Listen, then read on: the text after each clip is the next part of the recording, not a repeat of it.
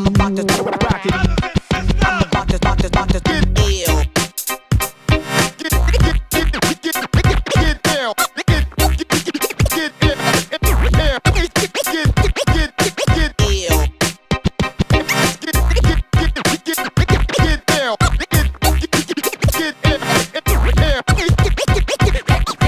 Ladies and gentlemen, I'm about to rock it. I'm about to get down. Ladies and gentlemen, I'm about to rock it. I'm about to get ill. Get ill.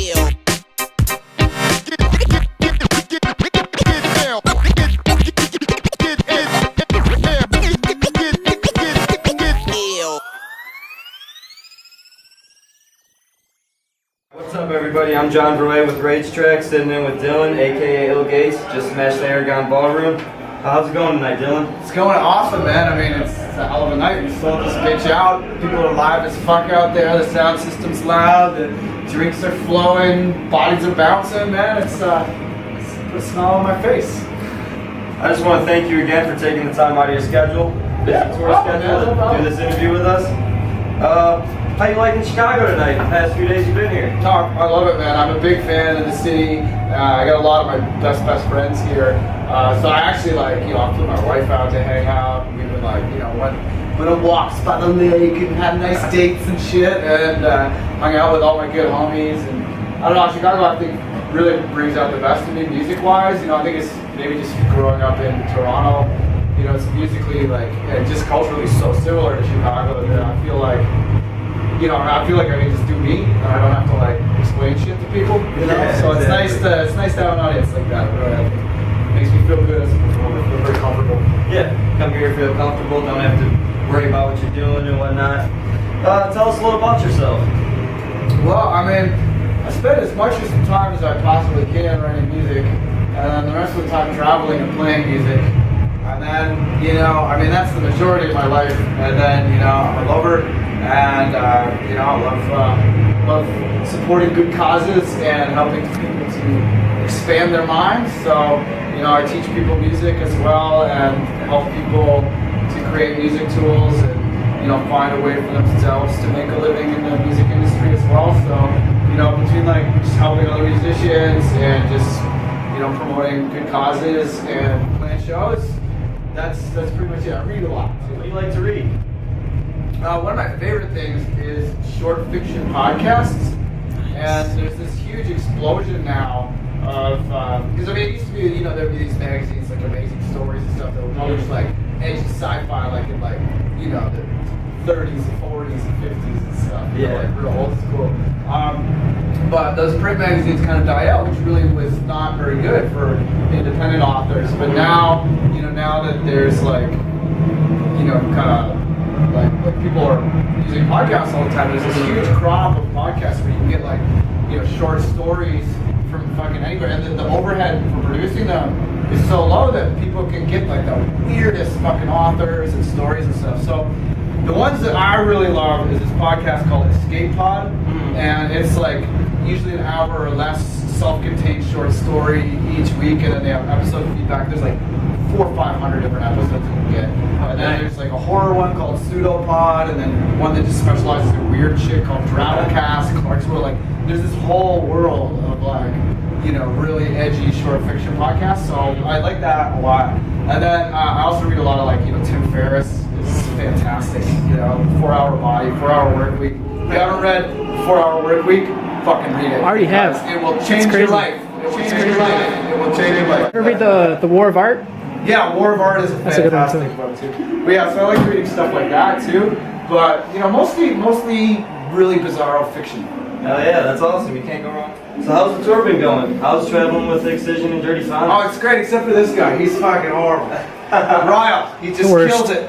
Every week he fucking blows me out of the water, and I gotta come up and deal with the mess after the explosion of Ryle.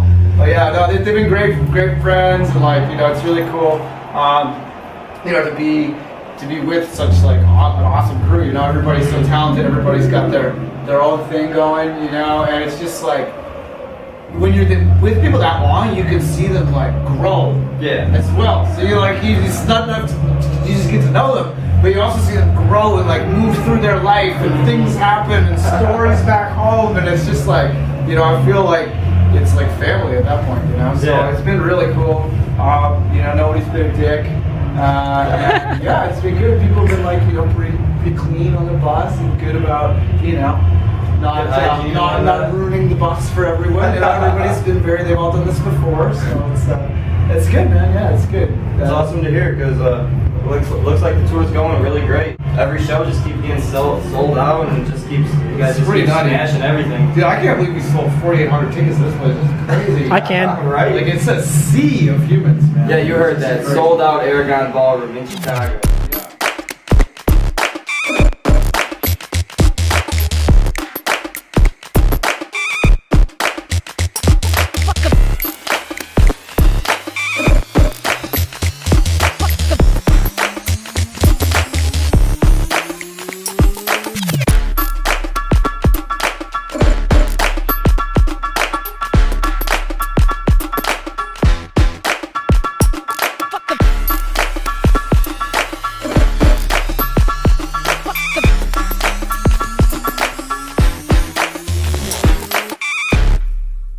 And I was like, dude, you know, as I always play live, like in the studio when I'm jamming on my tracks.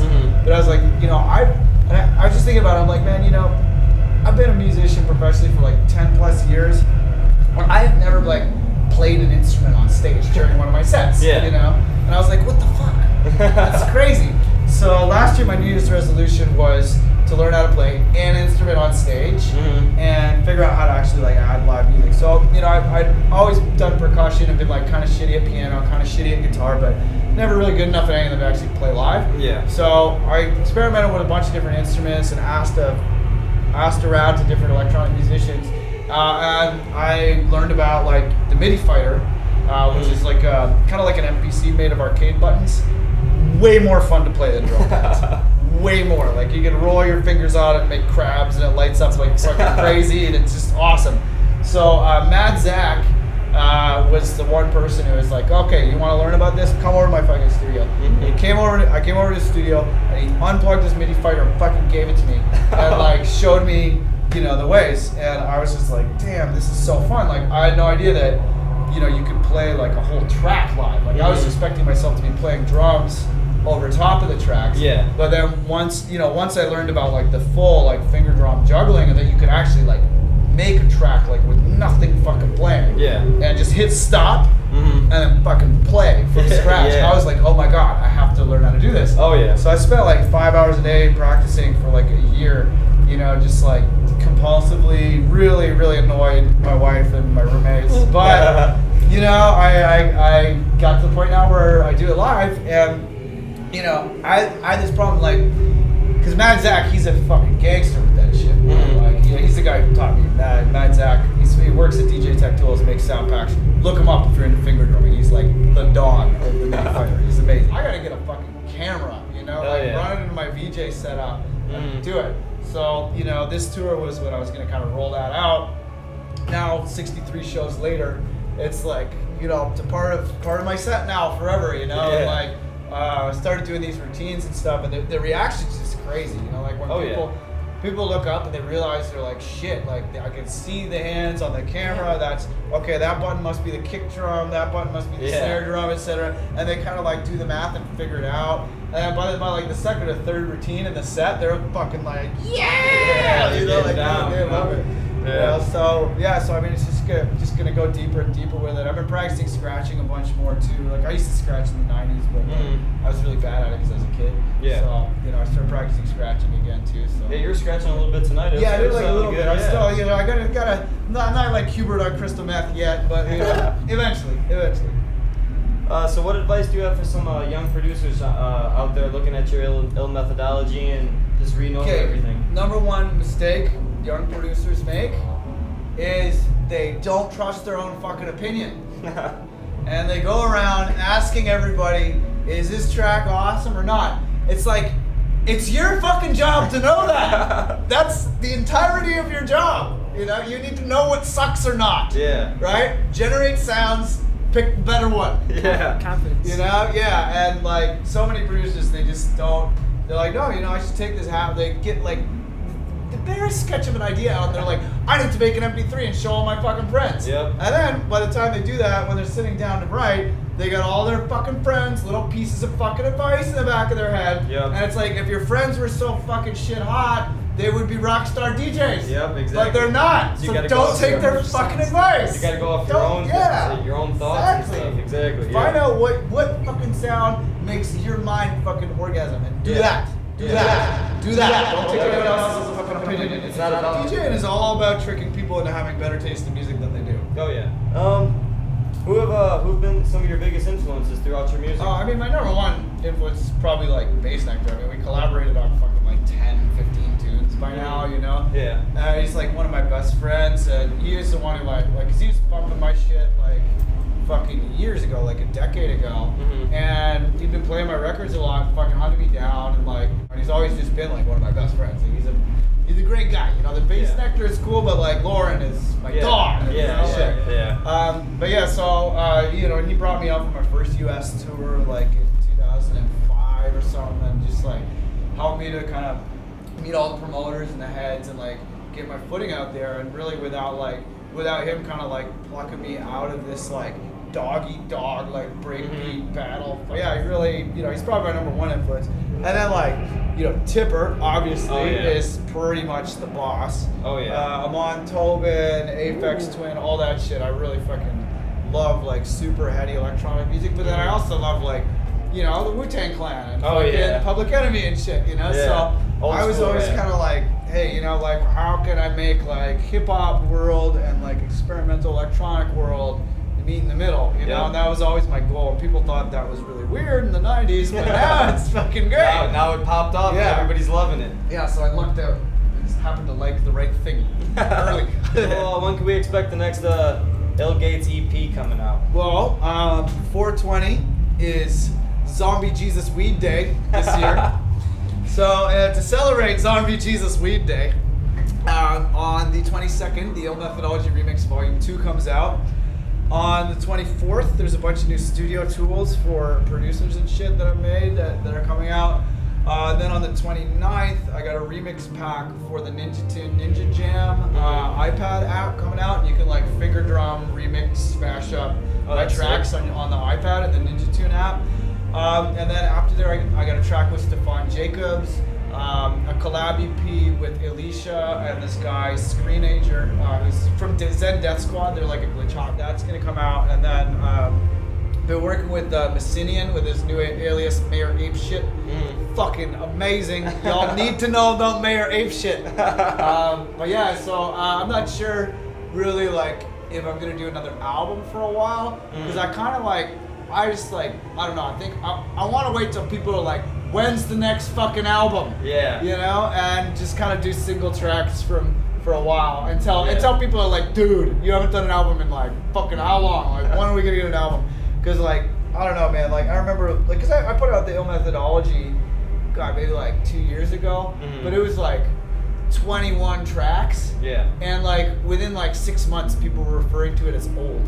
And I was like, God fucking damn it, people! Like, there's 20. Have you even listened to the whole fucking thing? Yeah. So I was like, okay, you know, I'm just like, just one at a time. People got the fucking attention span of gnats. They have the attention span of gnats. So yeah, I'm just doing like, you know, one remix at a time, or like, you know, one track at a time for a bit.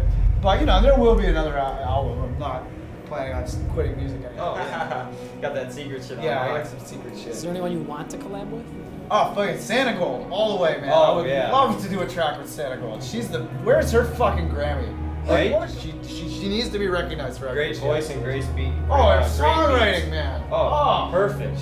And that second record, every track on that record's a hit. Yeah. Like, it didn't have the impact of a fucking hit because there was no payola fucking situation happening with the goddamn wheels you gotta grease in this industry. But if you listen to it, every track on that record could be a hit, you know? Oh yeah. All right, but I think we're checking out. Yeah, man. I'm John Verway with illGates right here. Thank you so much coming out. Hey, this is RageTracks.com. Check us out.